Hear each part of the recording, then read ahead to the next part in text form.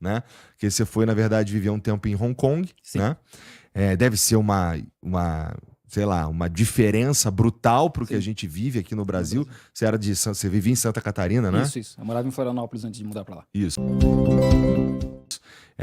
E aí ir pra lá, e se você ficou, alguma coisa te chamou a atenção lá, era, sei lá, mais legal viver lá. Hoje tu vive em que cidade? Hoje eu moro em Guangzhou, né, no sul da China, que não é muito longe de Hong Kong. Assim. Tá. Então me fala, quais foram as principais diferenças que tu encontrou quando tu chegou lá 9 anos atrás, né? Estamos falando de um tempão também. De repente, as coisas estão até mais ou diferentes hoje. Cara, acho que uma coisa que é para basicamente todo brasileiro que está na China, acho que é a segurança. O maior impacto é a segurança. É tu não precisar se preocupar com nada. Com bolso, com carteira no bolso, com deixei a mochila ou telefone em cima de uma mesa, sabe? Voltar para casa 3 horas da manhã com zero medo. Todo mundo fala disso, principalmente mulher que mora lá. Porque não tem medo, cara. Tanto em Hong Kong quanto na China continental não tem esse receio, né? Desde que tu chegou lá é assim? Sim, sempre foi assim, sempre foi.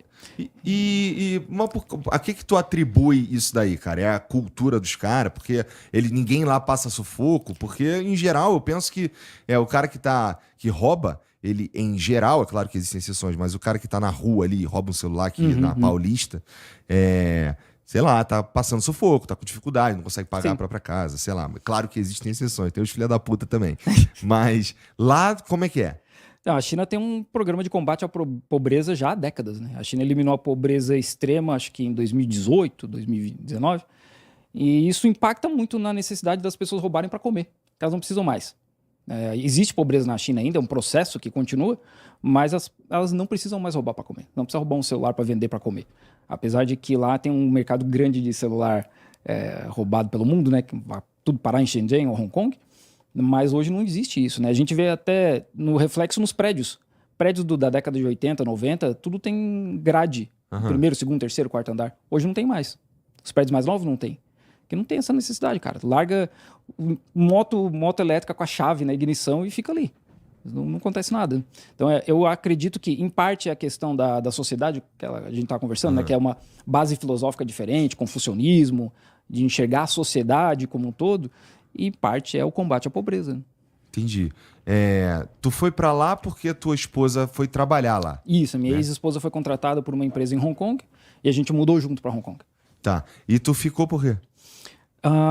Eu não tinha plano para voltar na época, a gente acabou se divorciando, só que Hong Kong não é bom para mim. Eu sou engenheiro de produção, eu trabalho com fábricas há 25 anos e a China é a fábrica do mundo, né? Aí eu conheci uma mina no Tinder e conversando com ela, preciso de um trampo na China, ela tinha uns contatos de umas fábricas, em 2 semanas eu estava contratado numa fábrica na China.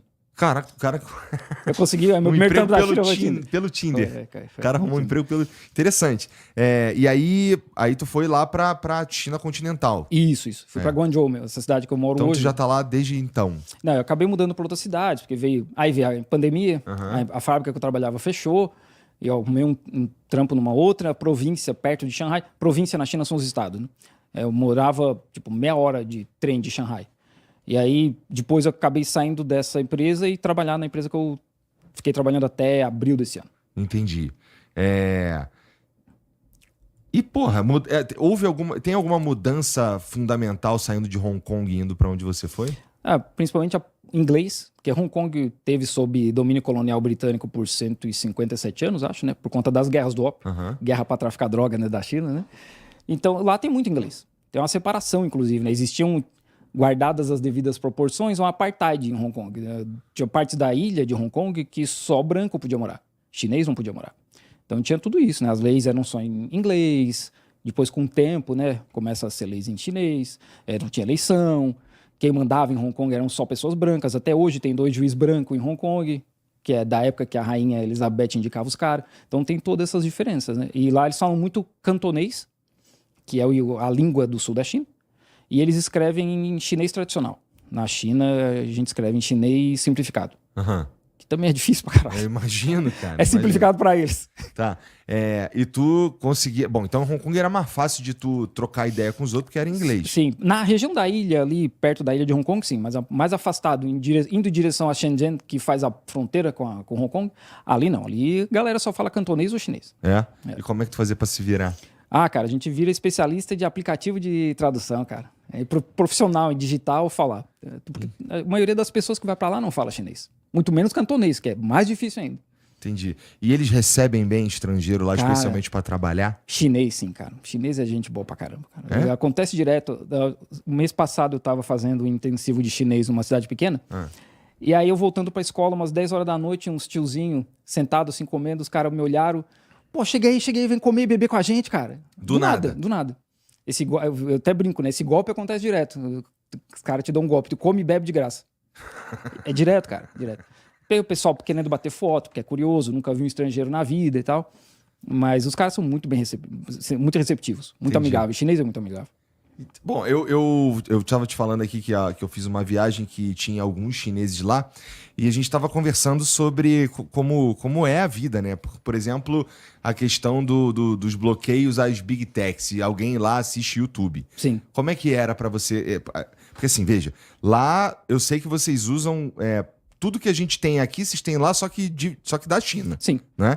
Então, os aplicativos os mensageiros, como o WhatsApp que a gente usa no Brasil, lá usa outro, usa o Facebook, o Google, tudo isso é diferente, Sim, chinês. tudo é chinês. Né? E aí o acesso é zero mesmo. Sim. E não consegue. Bom, deve ter um jeito de os caras usarem Tem VPN, e né? tudo mais. Assim, a primeira prensa, a primeira impressora que levaram para a China para imprimir jornal foram os britânicos lá para 1830 para imprimir um jornal para criticar o governo chinês. Faz 200 anos isso já. Então, não é de hoje, né? Não é desde... O Partido Comunista controla a China desde 49. Mas desde antes já existia uma pressão do Ocidente, o Ocidente branco rico, para falar mal da China, para criticar e espalhar notícia falsa dentro da China. Então, assim, o Grande Firewall também é para proteger a China disso, né? Porque a gente tem aí os Estados Unidos envolvido em movimento separatista no Tibete. Eles pagam a família do Dalai Lama até hoje, né? Em Hong Kong, Taiwan, Xinjiang. Então, isso é ativo, né? Isso acontece hoje. Então, isso também é uma forma da China impedir que isso entre dentro da China. E com esse processo, eles criaram todos os aplicativos chineses. Os dados ficam lá, a tecnologia fica lá, o conhecimento é de lá. Eles não estão usando... O presidente não usa o aplicativo do Mark Zuckerberg para se comunicar. Mark Zuckerberg, que trabalha com o governo dos Estados Unidos, né? Ajudou lá na Primavera Árabe, deixava rolar... O Facebook é bloqueado na China porque tinha grupos terroristas se organizando dentro do Facebook. Até 2013. Aí a China pediu para eles fazerem alguma coisa, eles não fizeram porque os Estados Unidos têm interesse no separatismo chinês. Aí a China bloqueou o Facebook. E foi assim com o Instagram, depois que a Meta comprou, e foi assim com o WhatsApp, depois que a Meta comprou. Mesma coisa com o Twitter. Então, esse é o motivo, né? Sobre VPN, não é ilegal ter VPN na China. Isso quem me falou ainda foi um advogado chinês. Tem VPN na Apple Store chinesa, da Apple, né? Uhum. Mas é claro que esses aplicativos são aprovados pelo governo, é óbvio. O governo está monitorando tudo. Então, assim, quem quiser usar, pode usar. O que pode dar ruim? É o cara pegar a notícia de independência de Taiwan e postar dentro da China. Aí isso pode dar ruim. O fato dele usar o VPN só, não. Tá, então se você quiser, você pode usar o VPN para assistir o né? YouTube. Eu uso.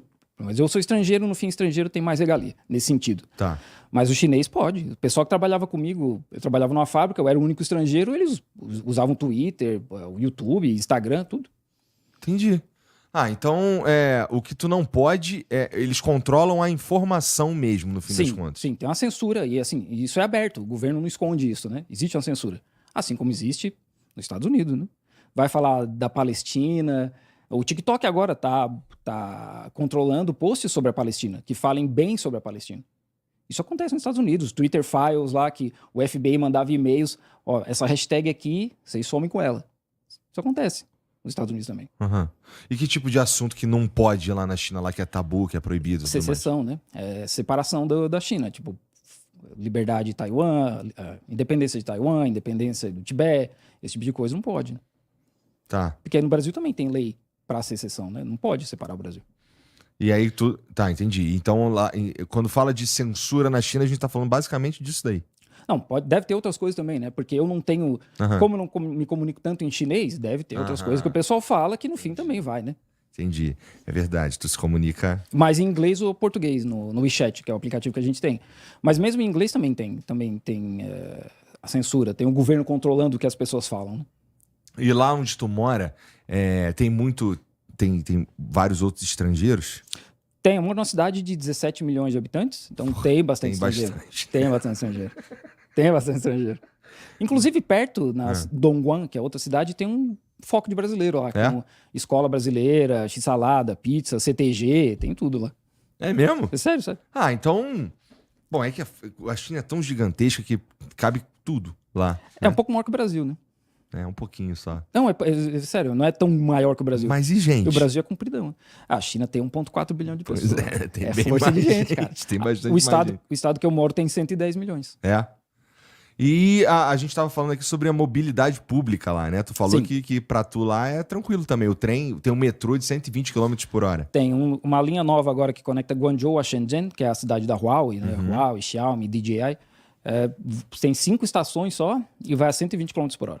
E aí também o metrô conecta com outras 2 cidades, com Dongguan, que é essa cidade dos brasileiros, com mais outra cidade chamada Foshan.